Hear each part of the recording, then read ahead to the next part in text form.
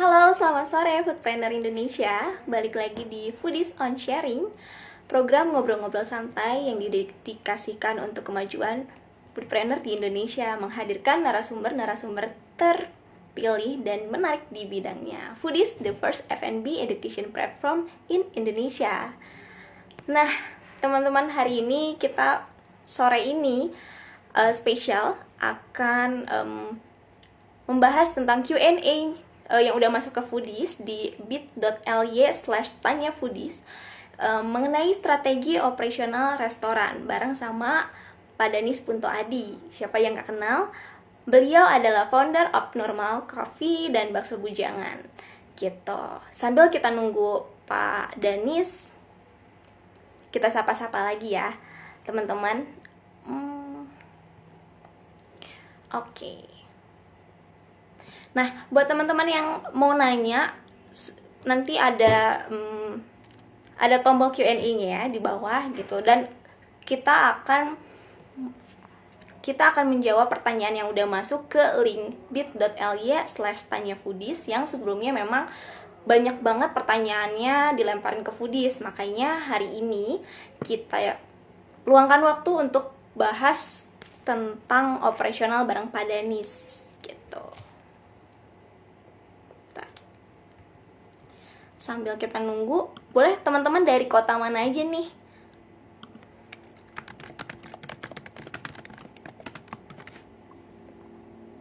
Ya.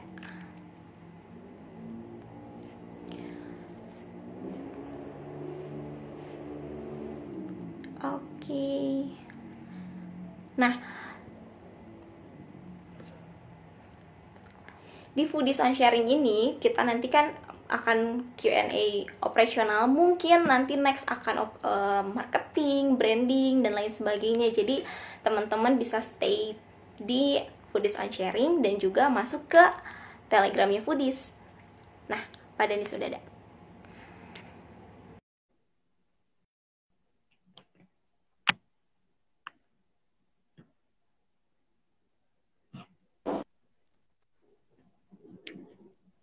Nah, selamat sore Nadia.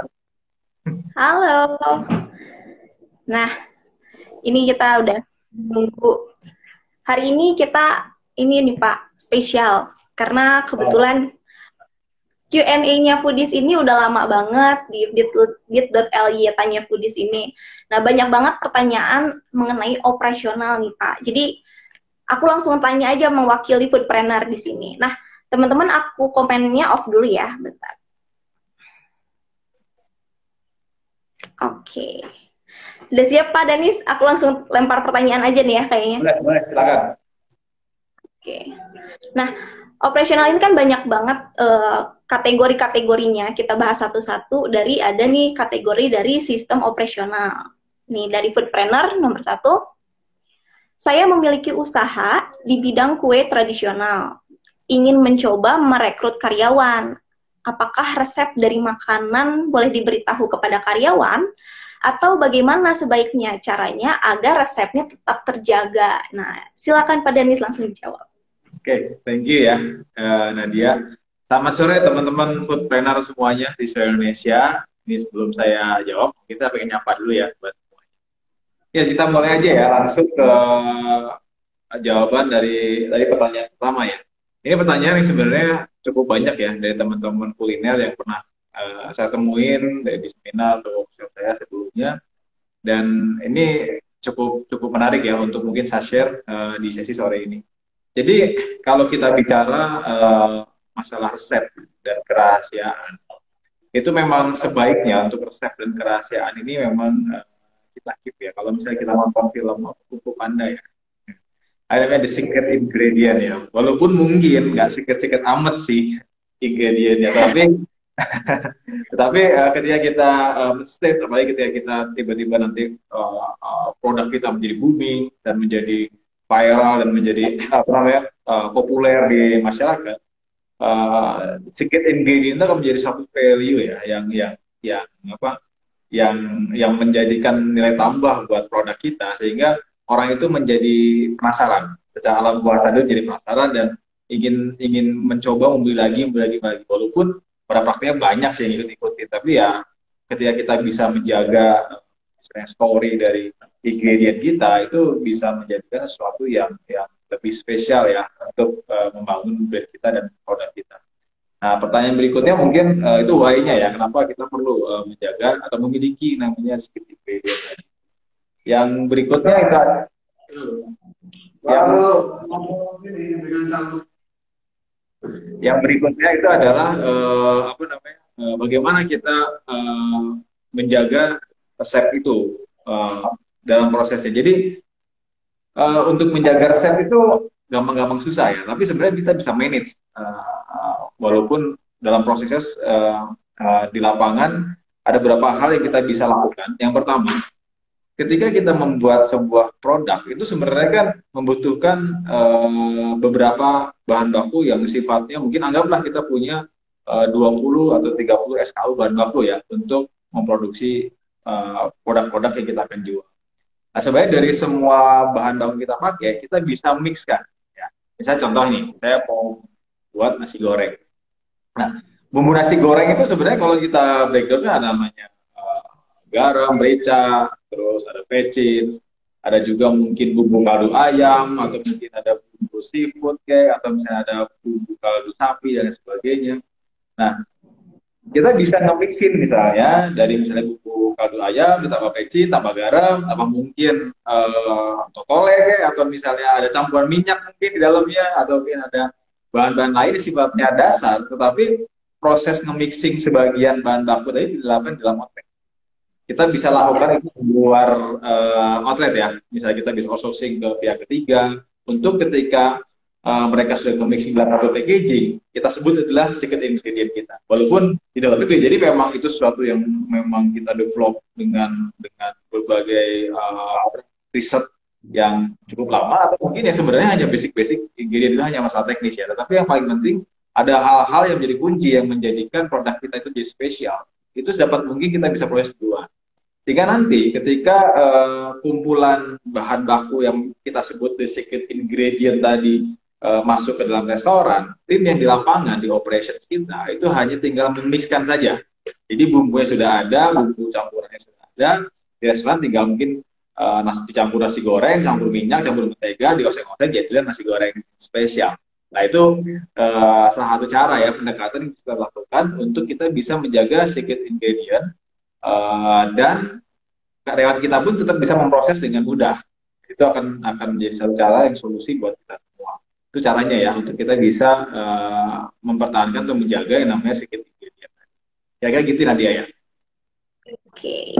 Iya, ini banyak banget sih memang ditanyain sama foodpreneur.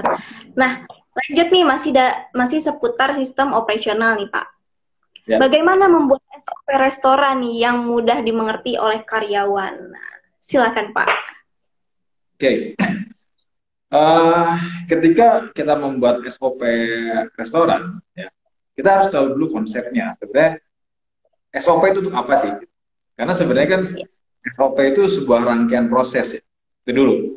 Nah, kita harus jabarkan sebenarnya di awal kita buat SOP itu tujuan buat apa? Anggap kita ingin menghasilkan masakan SOP memasak di dapur. Contoh, kayak contoh ya. Outputnya apa? Itu harus dikeluarkan dulu. Nasi gorengnya seperti apa, rasanya seperti apa, platingnya seperti apa, outputnya, dan mungkin beratnya seperti apa, itu harus clear dulu. Itu bisa bentuknya nanti kita tampilkan dalam visual, foto, gambar, atau video. Itu pertama ya, yang kita setting. Yang kedua, untuk mencapai output itu, kita butuh input apa?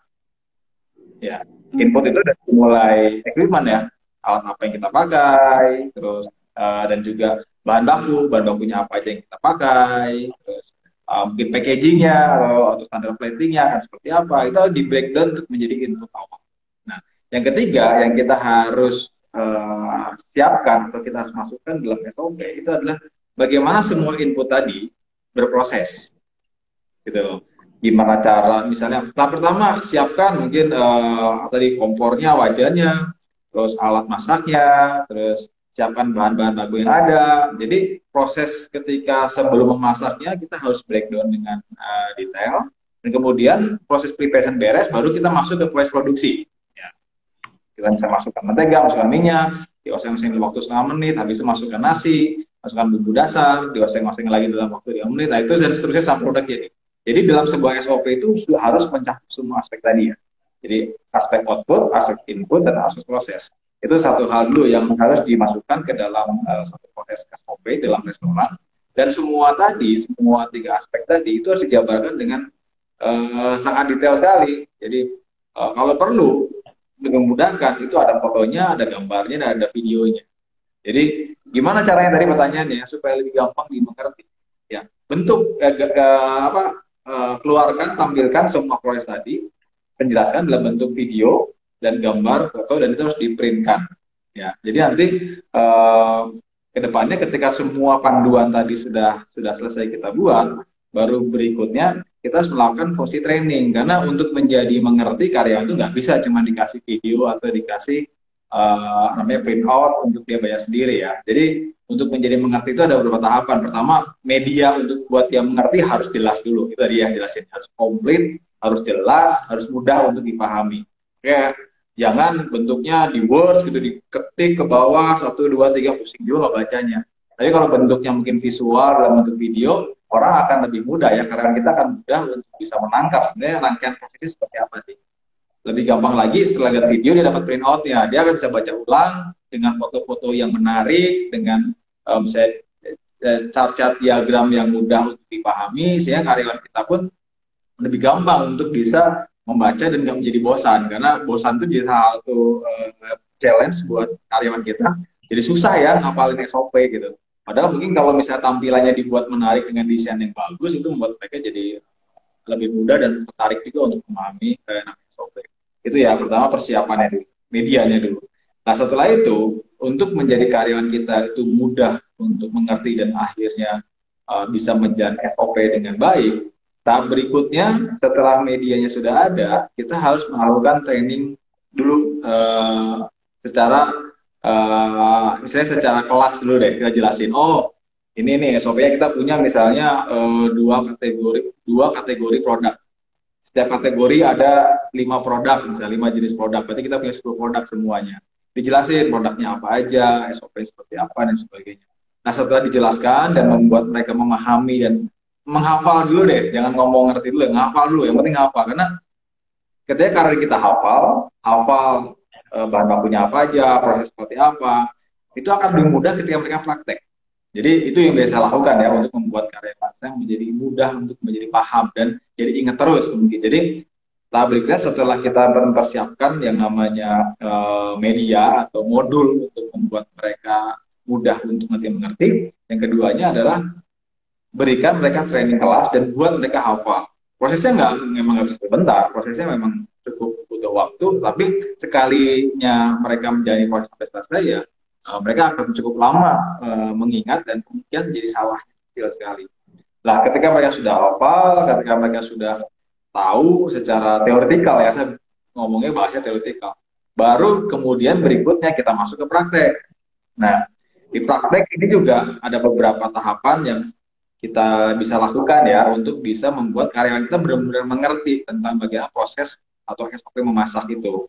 Yang pertama ya, kita contohkan dulu. Ya, kita contohkan dulu, oh begini cara masaknya gitu. Mereka suruh lihat secara visual. Jadi secara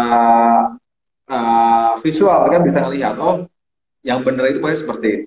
Nah setelah itu suruh mereka mencoba sesuai dengan urutan satu persatu. Jadi kita bacakan, misalnya contoh buat nasi goreng ya. Jadi jangan oke, ini SOP-nya kerja aja. Nah itu standarnya akan berbeda-beda.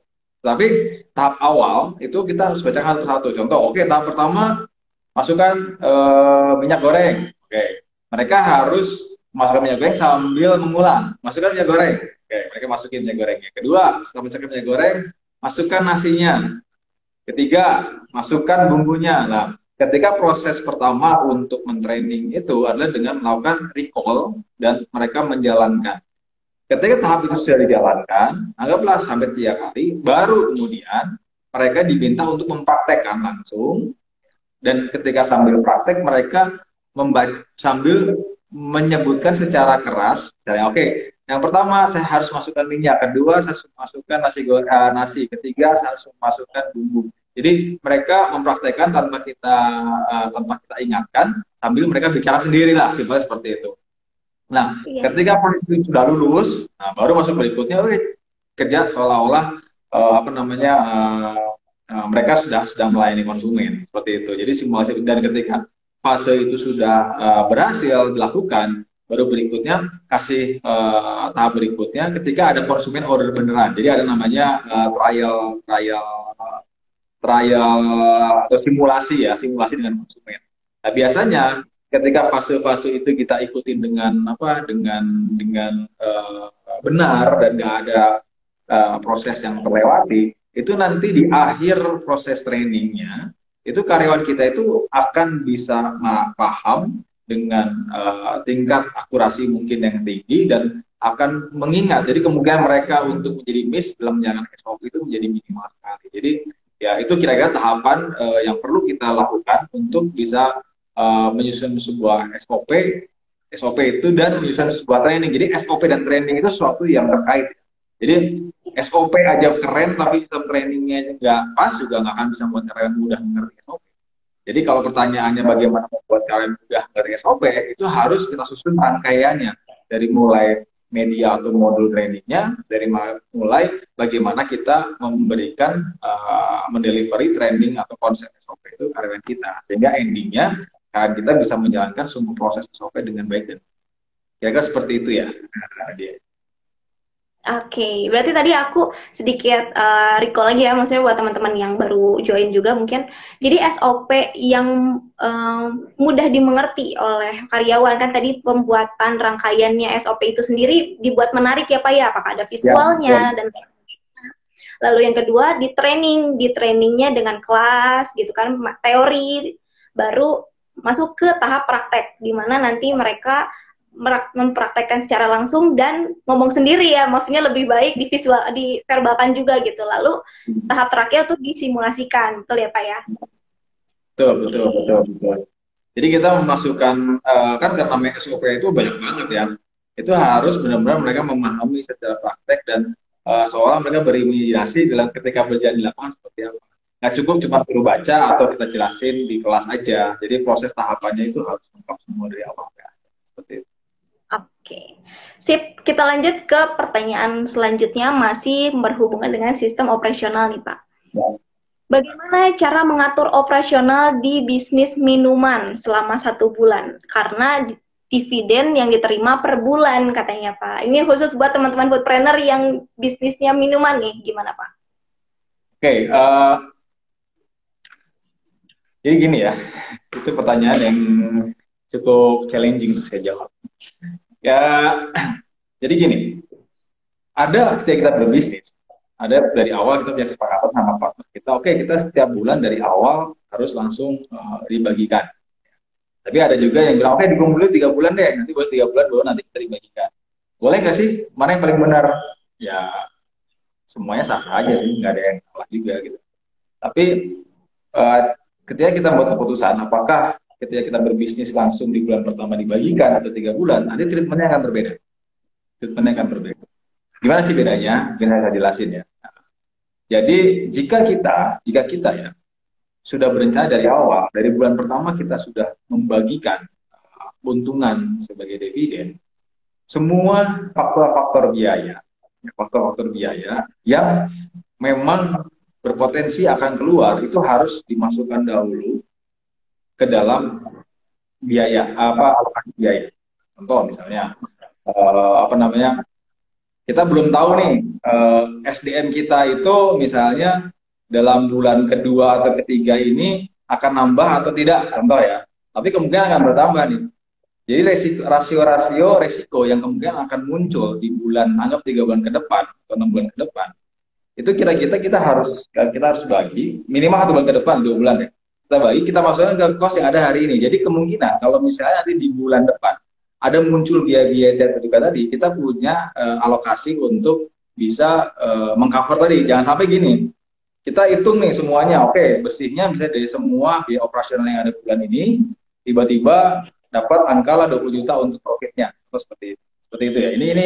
Tapi ini Ini jika memang seperti keputusannya ya. Tapi kalau saya sarankan sebenarnya jangan setiap bulan dibagikan. Harus ada namanya apa namanya waktu dulu lah 3 bulan 6 bulan untuk kita ngumpulin laba ditahan atau free cash flow baru kita bagi-bagi sesuai dengan kondisi bisnis. Tapi jika ternyata butuhnya seperti itu harus ada namanya ini apa namanya buffer cash flow atau buffer cash untuk bisa mengcover risiko-risiko yang terjadi di bulan berikutnya. Ya. Jadi ketika tiba-tiba bulan ini misalnya cost-nya nih 20 juta, tiba-tiba ke depan kita proyeksi 30 juta, tiba-tiba udah bagian semua nih, kita ambil duit nih untuk bisa mengcover. Jadi kondisi hal seperti ini high risk sih. Cuma saya ngerti sih, biasa kalau teman-teman UKM emang bangun bisnis untuk bisa diambil keuntungannya untuk kemudian untuk dipakai ya sehari-hari untuk bulan berikutnya. It's okay, memang kalau memang kondisi harus seperti itu ya nggak ada masalah. Cuman tadi harus ada buffer, jadi jangan semua diambil dividen dibagikan. Dividen dibagikan 50% aja, 40% aja, 30% aja dari keuntungan yang ada. Sisanya 60% atau 20% tadi dialokasikan untuk antisipasi. Siapa tahu di bulan depan ada kondisi-kondisi biaya yang memang tidak terduga yang kita memang harus keluarkan di luar yang keluar di bulan pertama seperti itu. Tetapi kalau saya sih sarannya jangan seperti itu. Cara perhitungannya terkait dengan cash flow ya dengan namanya keuntungan perusahaan. Kalau bisa kita udah membuat dulu projection. Projection saya selama setahun seperti apa?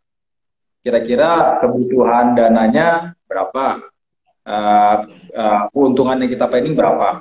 Pendapatan yang kita akan proyeksi dalam setiap bulannya berapa? Sehingga kita punya satu gambaran setiap bulan itu kita akan punya keuntungan berapa. Dan kalaupun ada potensi modal di awal butuh berapa, jadi di awal kita udah menginjek kebutuhan dana sesuai dengan kebutuhan kita minimal 3 bulan deh, 3 bulan di awal itu uang jangan dipakai dulu. Kalau misalnya nggak ada pendapatan sama sekali, kita harus punya tahanan berapa dulu, karena itu akan membuat kita lebih mudah untuk mengatur nafas dan mengatur strategi. Kalau dalam 3 bulan pertama ketika kita launching ini, jadi hal-hal yang tidak terduga, karena periode 3 bulan ini biasanya sudah mulai kebaca ini arahnya. Sehingga kalau misalnya dalam 3 bulan sudah terbaca nih kondisi rasio cost dan rasio pendapatannya berapa, disinilah kita bisa membuat planning sesuai dengan kondisi real di lapangan dan apakah costnya kegedean, berarti kita harus kurangin beberapa biaya-biaya di biaya operasional atau misalnya itu bisa kita lakukan jadi kita sudah mempunyai yang namanya benchmarking ya dari kondisi historis itu akan lebih aman bagi kita. Tapi kalau memang saya bisnis untuk saya hidup ya itu ceritanya berbeda ya it's okay gak ada masalah, cuman biasakan untuk mengalokasikan sekian persen untuk memanage risiko di masa depan minimal untuk 1 bulan ke depan seperti itu. Oke. Nah paling gitu untuk masalah dividen per bulan ya Pak ya, ini nanti aku rangkum juga buat teman-teman foodpreneur. Kita lanjut aja ke kategori selanjutnya, ini tentang HPP atau COGS nih Pak. Ada yang bertanya gini nih, cara menghitung harga pokok produksi yang tepat, soalnya di atas kertas dengan di lapangan kok selalu tidak persis ya Pak, gitu kan. Berapa persentase kompensasi atau yang dimaklumi atas perhitungan yang tidak sama itu? Apa saja yang menjadi komponen dari COGS tersebut, gitu Pak. Silakan. Jadi perhitungan COGS itu sulit ya untuk bersama ya, karena banyak faktor. Memang yang paling tepat adalah kita harus mengalokasikan istilahnya berapa sih kira-kira akan terjadi over cost dari COGS ya, plus minus harus bisa lebih berapa. Karena kadang-kadang kalau contoh minyak nih, minyak hitungannya misalnya kita pakai 50 mililiter gitu. Jadi kalau beli 1 liter kan harusnya 10 kali pemakaian. Tapi kan minyak juga nempel ke dalam ininya ya, ke plastiknya. Belum kalau kita pindah-pindah ke beberapa tempat itu berapa tuh bisa berkurang volume minyaknya. Yang tadi yang mungkin dipakai 10 jadi 9. Nah hal seperti itu kadang-kadang kan kita nggak bisa hitung dengan detail ya. Makanya kita buat namanya toleransi. Nah toleransi yang umum standar biasa saya pakai ya, itu antara 1-2%. Ya, itu yang masih mungkin bisa kita jadiin toleransi bahwa COGS-nya masih di posisi aman seperti itu. Di atas itu udah sangat berlebihan sih. Itu pasti ada banyak hal-hal yang kita harus pantau dan detail. Nah tapi sebelum Berapa Pak tadi sebelumnya, ya, halo, ya, persenannya tadi? halo ya, Persenan untuk toleransinya tadi berapa Pak? Kurang satu jelas. sampai 2% ya. Ah, tapi kalau misalnya itu, tapi sebenarnya ada hal yang perlu kita lakukan untuk antisipasi lebih minimal lagi. Itu pertama, ketika kita menyusun COGS, itu itu eh, kita harus juga menghitung penyusutannya. Contoh, banyak teman-teman kuliner itu ketika menghitung COGS itu lupa untuk memasukkan aspek penyusutan. Ya, contoh ayam ya, kita pakai ayamnya ayam rebus gitu ya. Setiap porsinya makanya 50 gram gitu ya. Kalau hitungannya biasanya saya salah hitungnya gini, oke kalau 1 kilo pakai 50 gram berarti kita bisa pakai untuk 20 porsi seperti itu. Padahal ketika ayam itu mentah dan direbus itu bisa mungkin nyusut airnya sampai 30%. Sehingga si ayam matang itu cuma 700 gram. Nah, hal-hal seperti ini yang teman-teman semua harus hitung secara presisi. Memang agak butuh waktu dan proses yang panjang, tetapi itu harus dilakukan sebagai bisnis kuliner supaya nanti ketika kita mulai berbisnis itu selisih HPP-nya itu selisih penggunaan bahan bakunya itu jadi nggak terlalu jauh-jauh amat berbedanya. Nah, hal seperti ini yang memang butuh proses dulu yang cukup panjang untuk menghitung. Jadi nggak semudah oke saya beli 1 kilo harga sekian, terus misalnya kalau saya pakai sekian jadi akan menjadi kosnya sekian. Nah, ini harus benar-benar dihitung benar-benar karena hal pertama memang proses persiapan butuh waktu panjang, tapi kalau kita sudah mempersiapkan dengan matang, dengan baik, dengan perhitungan yang detail, ini selisih antara teoretikal di atas kertas dan selisih dengan yang sudah kita pakai secara real setelah kita stok opnam itu ya biasanya nggak tahu jauh beda sih, bahkan bisa mencapai 1% atau bahkan di bawah 1% kalau kita benar-benar ketika di awal itu menghitungnya sangat presis sekali. Seperti itu kira-kira ya. Oke. Oke, kita lanjut untuk pertanyaan selanjutnya masih mengenai HPP dan COGS nih. Banyak banget yang bertanya tentang bahan baku, Pak. Gimana cara kontrol pemakaian bahan baku yang baik dan benar gitu, Pak? Silakan langsung jawab. Oke. Kontrol bahan baku itu yang pertama kita harus tahu adalah di titik kritis mana kita harus melakukan kontrol.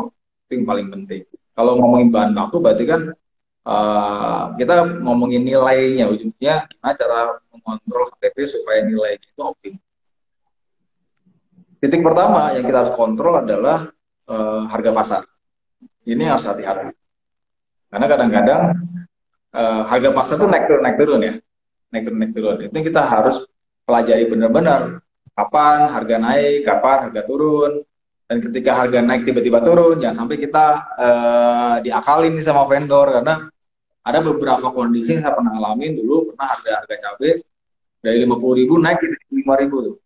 Udah tuh saya jagain 5.000 karena lepas kontrol. Ternyata cabai udah turun tuh jadi 55.000. Nah, ketahuannya udah 5 hari. Ya, bayangkan 5 hari dikali 10.000, 50.000. Kalau satu outlet, kalau outletnya ada 10 udah berapa itu? Nah, itu kan baru satu SKU bahan baku. Gimana kalau bahan bakunya banyak? Jadi yang pertama kita harus pantau titik kontrol untuk menjaga namanya bahan baku atau nilai bahan baku adalah dari harga di pasar dulu, itu harus kita pantau terus. Yang kedua, yang kita titik kontrol yang paling penting itu adalah ketika penerimaan bahan baku.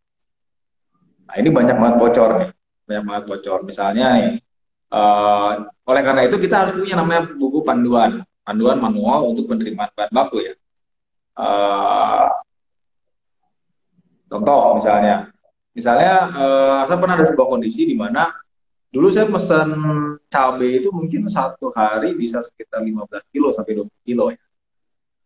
Kalau misalnya kita nggak cek ya, hilang rusak cabai 1 kilo dari 20 kilo itu nggak akan ketahuan. Ya. Ya betul kan? Kebayang kan? 1 kilo harganya berapa? 75.000 tadi. Berarti kalau 1 bulan aja, kalau kita nggak cek itu, berarti 75.000 dikali 30 hari. Itu baru cabai ya, belum yang lain-lainnya. Nah, ketika kita biarkan itu lama-lama sebelum kita jualan kita udah rugi sebenarnya, rugi profit kita udah berkurang karena bahan baku tidak kita kontrol dengan baik, sehingga barang yang masuk ke gudang kita itu adalah barang-barang yang sebenarnya sudah tidak layak pakai. Sehingga titik kedua yang kita harus cek itu untuk menjaga yang namanya nilai bahan baku itu supaya optimum, itu adalah saat penerimaan barang. Nah, untuk bisa memudahkan tim kita atau kita ketika menerima barang, kita harus punya namanya apa istilahnya, katalog ya, buku katalog standar bahan baku, di mana misalnya tulisannya 1 kilo telur isinya 15 butir, contoh 1 kilo tomat isinya 20 butir. Nah, standar-standar seperti itu yang kita harus pegang, termasuk bentuknya seperti apa, ukurannya seperti apa, visualnya seperti apa, sehingga buku panduan itu menjadi dasar tim kita atau kita ketika vendor kasih barang, kita tinggal bandingin. Oke, saya dapat barang 1 kilo, isinya benar nggak sih 15 butir? Jangan-jangan isinya 10 butir. Nah, kalau kita nanti produksinya pakainya satuan, wah kita udah loss cukup banyak tuh. Ya, itu secara kuantiti dan secara kualitas produk itu harus kita cek dengan benar. Nah, untuk menjaga supaya standarisasi pengecekan dengan benar ya perlu dibuat namanya katalog tadi ya, katalog standar bahan. Itu yang kedua yang kita harus pastikan supaya kita nggak bocor tuh bahan baku. Terus yang ketiga yang kita harus pastikan, titik ketiga itu adalah ketika penyimpanan. Nah, ketika penyimpanan itu bahan baku itu kan macam-macam ya kategorinya ya. Ada frozen, ada chill, ada bahan baku secara packing ya, yang bisa disimpan di suhu ruang. Nah, ini teman-teman harus ngerti nih, gimana nih manajemen penyimpanan untuk masing-masing kategori. Misalnya kalau misalnya standar kalau saya suhu ruang, ya suhunya ya antara 25 sampai 33 derajat, contoh misalnya. Di atas itu mungkin akan rusak. Nah, standar itu yang harus diketahui, karena setiap bahan baku punya karakteristik beda-beda ya. Jadi teman-teman harus tahu nih karakteristik bahan baku yang saya punya itu penyimpanan bagusnya itu berapa. Itu harus tahu untuk setiap itemnya. Sehingga kita ketika menyimpan itu memang menempatkan di tempat yang memang sesuai. Contoh kopi. Kopi itu harus di suhu 22 derajat, 20. Nah, kita nyimpan kopi tapi tiba-tiba suhunya di tempat gudang kita 35 derajat atau 33 derajat. Wah, itu kopi bisa rusak semua. Nah, pemahaman tentang pentingnya suhu untuk setiap item yang kita simpan itu penting banget buat teman-teman semua. Beda lagi dengan frozen. Kalau frozen beku itu mungkin suhunya harus minus 18 derajat Celcius, 15. Nah, kalau enggak kenapa? Itu impact-nya seperti apa? Kalau bisa disimpan jadi minus 5 derajat, kuatnya jadi berapa lama lifetime penyimpanannya? Nah, hal seperti itu teman-teman harus tahu juga. Sehingga teman-teman bisa membuat planning. Oke, untuk barang saya, putaran harian, apakah perlu minus 18? Ataukah bisa dikurangin karena memang sekali ngetahui, contoh, gitu. Atau seperti apa? Atau saya kalau chill barang kayak Yakult, itu harus suhunya di bawah 4 derajat Celcius atau 4 derajat Celcius ya. Sehingga untuk barang-barang yang chill memang harus dipastikan disimpan di suhu itu. Nah, untuk bisa mengontrol itu perlu kita buat yang namanya kartu kontrol suhu. Itu kalau misalnya chiller ada kartu kontrol suhu chiller, kalau freezer ada kartu kontrol suhu freezer gitu. Kalau ruangan mungkin kalau perlu ada kartu kontrol suhu ruang kita harus simpan juga. Dan itu harus kita lakukan secara periodik, bisa per jam, bisa per 2 jam, tergantung ya, tergantung kategori atau jenis produknya seperti apa. Sehingga kita bisa pantau terus, jangan sampai nanti suhunya tiba-tiba sesuai dengan yang seharusnya produk rusak semua. Di belum jualan udah banyak kita. Nah, itu satu hal yang kita bisa lakukan ya di gudang. Yang kedua, cek juga masa expire. Jadi nggak selalu nyimpen barang itu FIFO ya, first in first out ya. Tapi first expire, first out. Jadi karena kita kan beli di vendor, kadang-kadang kita nggak ngerti vendornya nyimpannya gimana. Ya, apakah mereka rapi juga si cara penyimpanannya? Apalagi kalau kita beli dari banyak vendor. Itu kan umur barang ini bisa beda-beda. Jadi ketika kita membeli barang, kita lihat mana barang yang expirednya lebih cepat, taruh di bagian paling depan, yang sehingga itu yang pertama kita akan pakai. Tapi barang-barang yang expirednya paling lama bisa taruh di paling belakang. Nah, yang berikutnya terkait expired juga kita harus mengenal sebenarnya item bahan baku kita itu punya karakter waktunya periode expired berapa lama. Nah, nanti pengaruhnya kemana? Pengaruhnya ke sistem forecasting atau pembelian bahan baku kita. Kalau kira-kira produknya ini umurnya pendek ya jangan beli banyak-banyak ya. Kita ngebuffer stoknya ya dikit aja. Kalau bisa setiap hari habis. Tapi kalau misalnya ternyata produknya expirednya panjang ya kita boleh menyimpan atau nyetok periode yang cukup lama. Tapi ini pun harus dipikirin lagi. Perlu nggak kita nyimpan lama-lama? Karena kalau nyimpan lama-lama kan uang kita ketahan di barang tuh. Nah, kalau bisa cepat bentar akan lebih bagus ya. Kecuali memang ada pertimbangan, ada MOQ misalnya, memang produk ini kalau dibelinya dengan kualitas tertentu dapat harga diskon yang cukup menarik setelah kita hitung ya. Ya udah kita nyetok cukup banyak. Atau mungkin kita tahu nih produk ini bulan depan harganya akan naik. Kita mungkin pengen ngambil yen 2 bulan 3 bulan.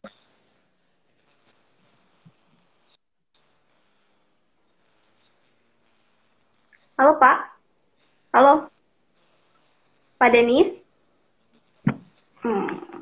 Suaranya nggak ada ya? Bentar. Pak Denis? Pak? Suaranya hilang, Pak. Nah, nggak mendengar.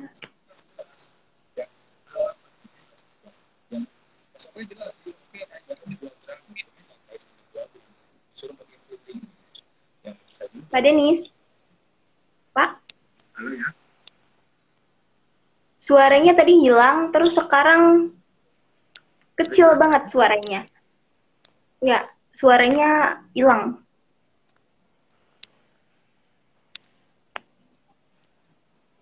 Coba nih, bantu juga teman-teman ya yang lagi nonton. Udah clear atau belum? Saya coba pulang dulu ya. Gimana?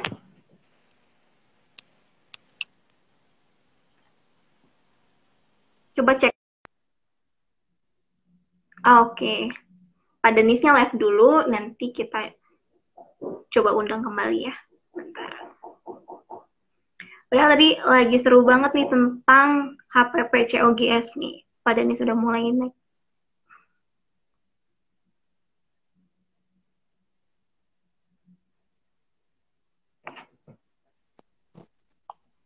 Halo, jelas? Nah, jelas. Oke, Ya. jadi yang berikutnya juga yang harus kita kontrol titik kritisnya untuk menjaga HPP itu adalah di dapur. Nah di dapur ini kalau SOP itu nggak cuma yang penting proses masak ya, tapi semua equipment atau utensil pendukung untuk memastikan standar ukuran masak itu sesuai juga kita siapkan. Jadi tadi ya seperti saya ulang lagi, tapi itu yang kedengeran. Misalnya contoh garam 2 gram ya harus ada alat ukur garam 2 gram ya, gitu. Jangan nggak disediakan ya. Terus misalnya jadi kita mau pakai bumbu 30 gram ya harus ada sendok bumbu 30 gram. Jadi hal-hal seperti itu yang kita harus persiapkan di dapur sehingga efisiensi juga bisa terjaga karena kita memang supportin kita dan mudahkan mereka untuk bisa ngejaga itu. Nah selain itu juga ini di luar untuk melakukan yang namanya proses SOP yang dijaga itu diantisipasi. Yang berikutnya juga kita harus melakukan namanya proses checking atau controlling. Ya. Dengan melakukan apa? Stok opnam. Ya.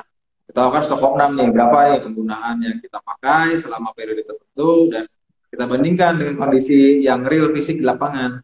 Apakah jumlahnya sesuai atau enggak gitu. Kalau misalnya ternyata ada sesuatu yang enggak sesuai, ya itu kita jadi bahan awal kita untuk melakukan investigasi.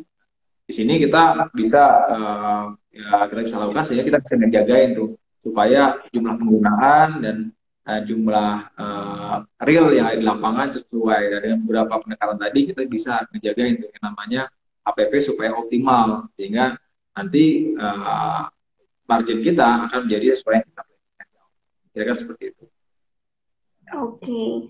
Nah, ini ada pertanyaan yang sebenarnya nyambung dari penjelasan Pak Danis tadi nih mengenai inventory bahan baku yang belum terjual di akhir bulan. Nah, itu tuh apakah inventory tersebut bisa dijadikan modal di bulan berikutnya atau bagaimana, Pak? Oke. Ya, kalau inventory belum terjual ya bisa kita pakai ya secara operasional ya untuk bulan berikutnya. Ini kalau masalah pencatatan, jadi yang masuk ke HPP itu hanya bahan baku yang terpakai. Jadi kalau di laba rugi ya, ada revenue, ada COGS, HPP. Yang masuk COGS, HPP itu hanya bahan baku yang dipakai untuk memproduksi revenue yang didapat. Seperti itu. Yang nggak masuk ke sana, bukan masuk ke laba rugi, tapi masuk ke persediaan. Itu masuk ke aset ya, masuk aset di neraca. Seperti itu. Jadi pertanyaannya apakah itu bisa dipakai untuk bulan berikutnya? Ya secara operation ya bisa dipakai. Tapi secara pencatatan akuntansi, ya memang itu harus dipisahkan. Jadi barang yang nggak dipakai itu dianggap sebagai persediaan dan tidak mengurangi revenue gitu. Karena yang dihitung dalam laba rugi itu hanya bahan baku yang terpakai untuk menghasilkan omset yang sudah terjadi. Kira-kira seperti itu. Oke.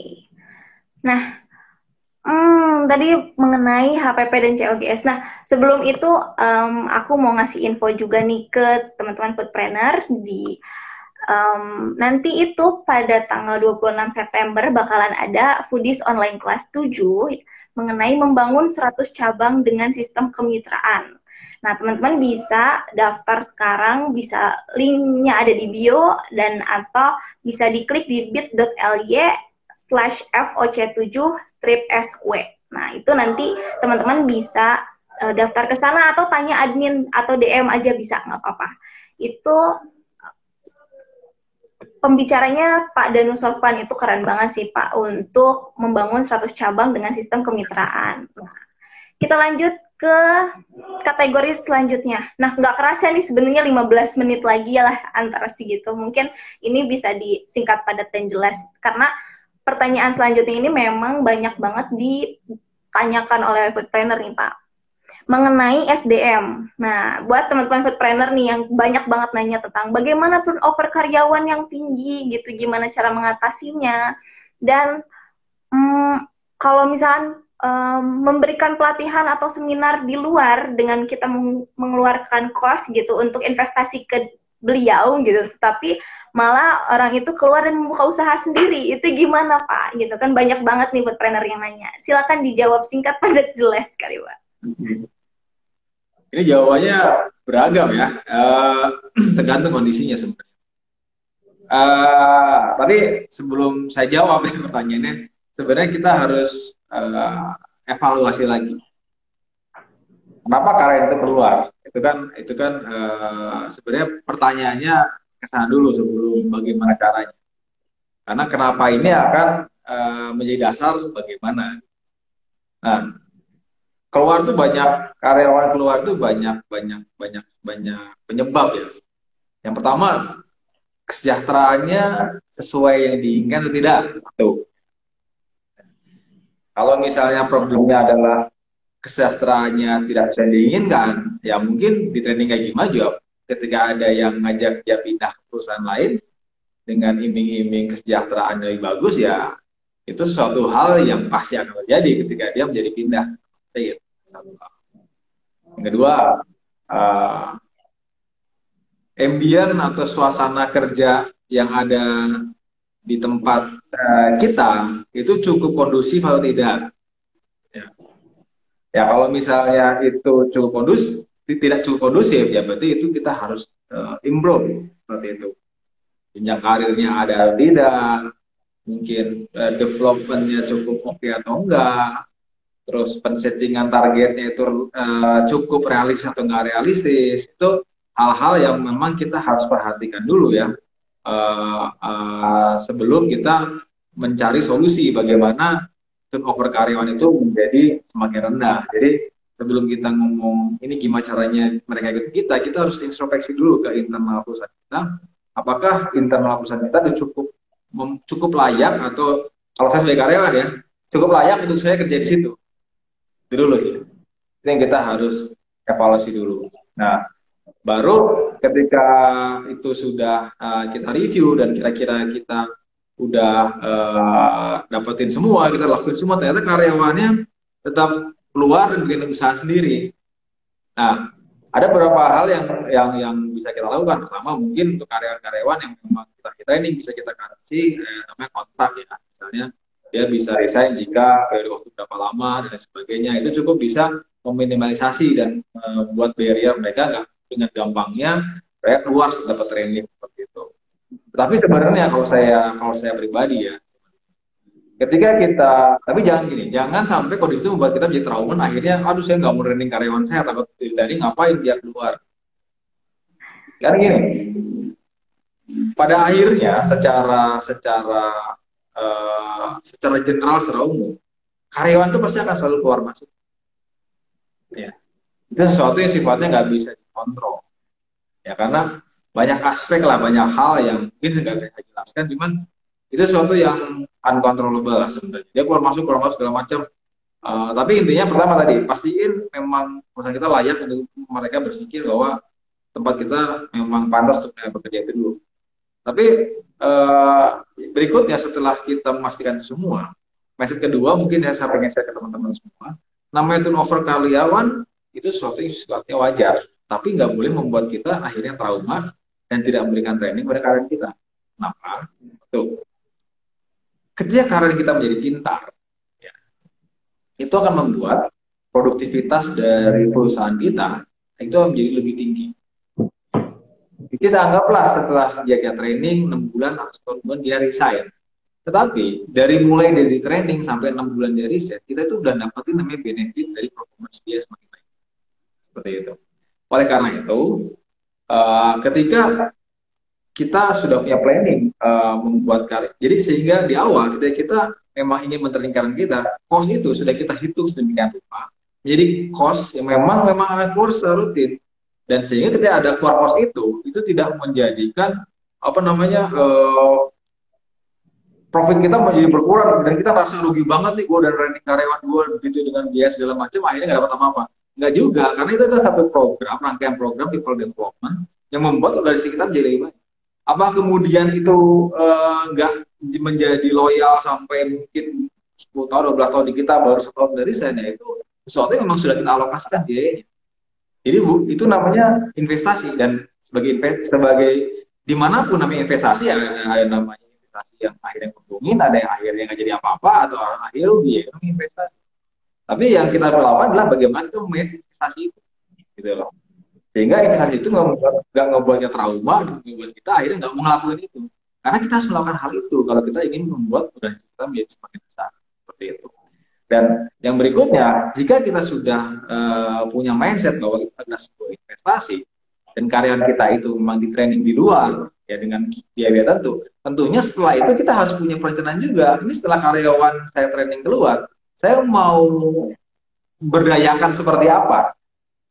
Nah, oleh itu yang kita harus mulai pikirkan, harus punya output seperti apa, gitu loh.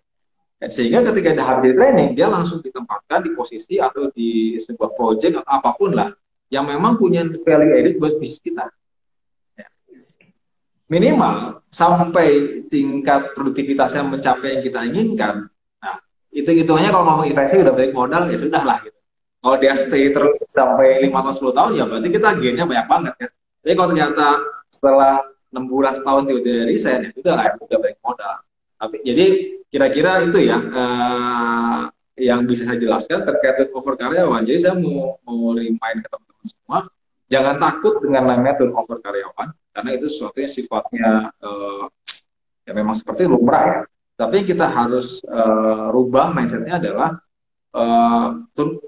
bagaimana setiap training kita lakukan adalah sebuah investasi, satu, yaitu pertama. Yang kedua, bagaimana kita mengoptimalkan semaksimal mungkin karyawan tertraining itu menghasilkan benefit buat company kita yang maksimal juga. Sehingga kalaupun nanti pada suatu saat dia harus resign, it's okay, karena itu sesuatu yang memang sudah BEP lah itu investasinya. Dan kalau ternyata tiba-tiba sebagian karyawan kita sudah akhirnya resign sebelum kita BEP, ya sudah lah, itu sebuah bisnis. Gitu.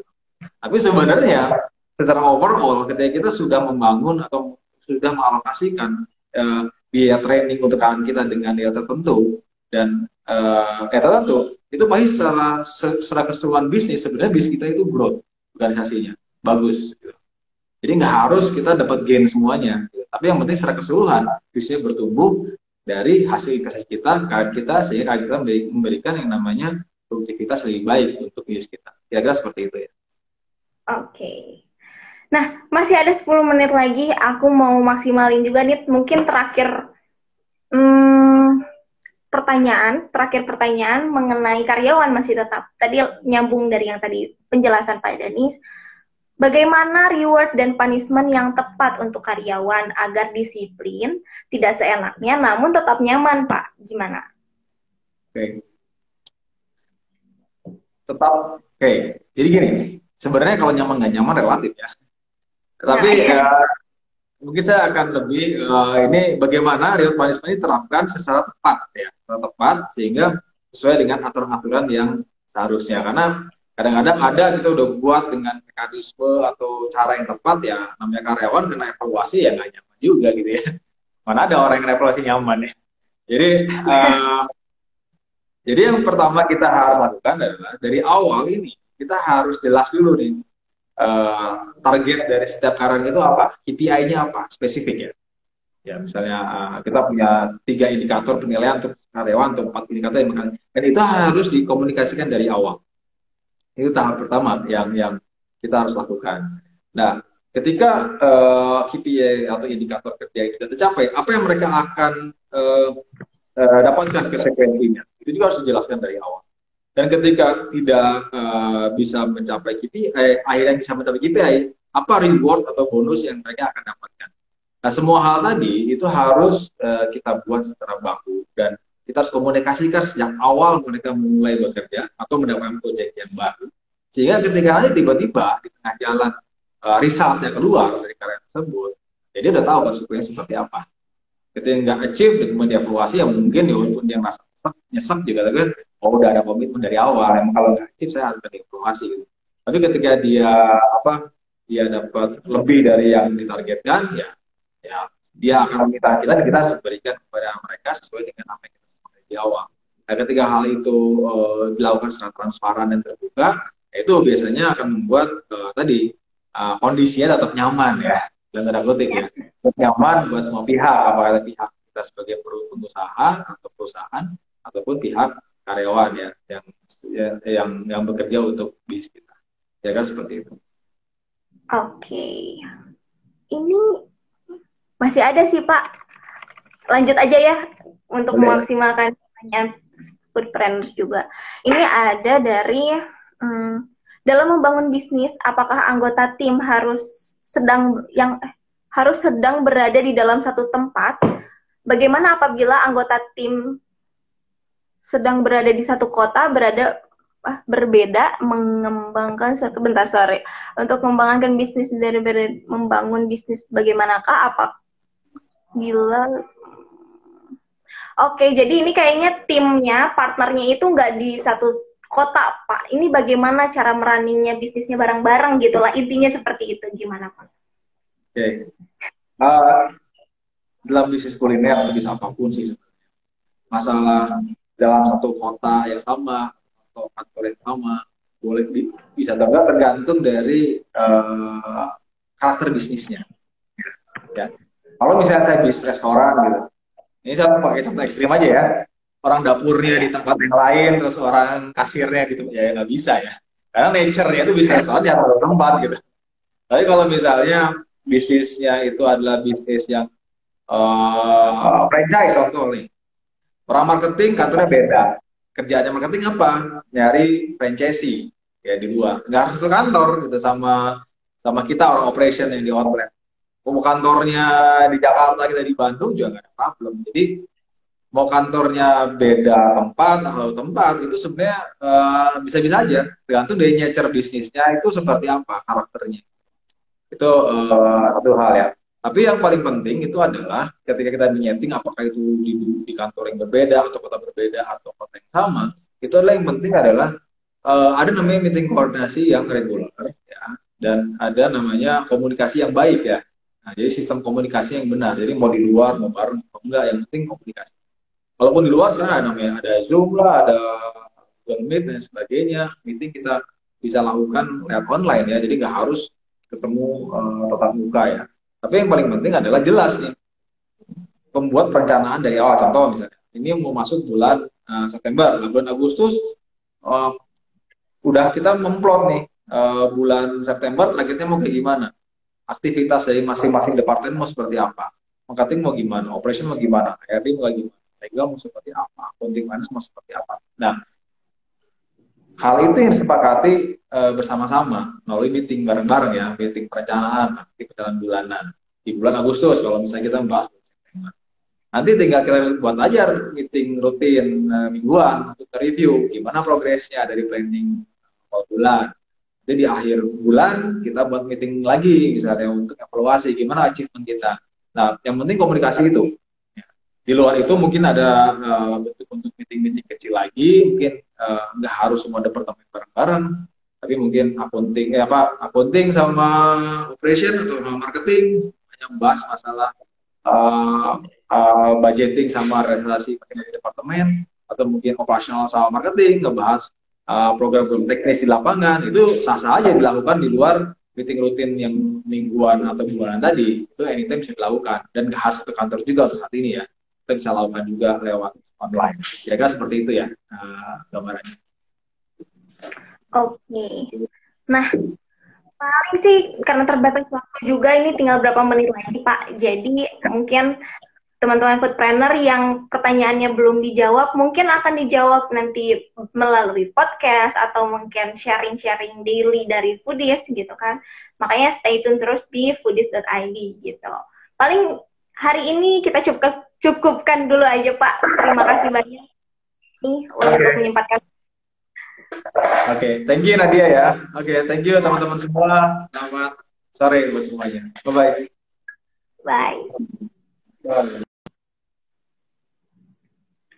Oke.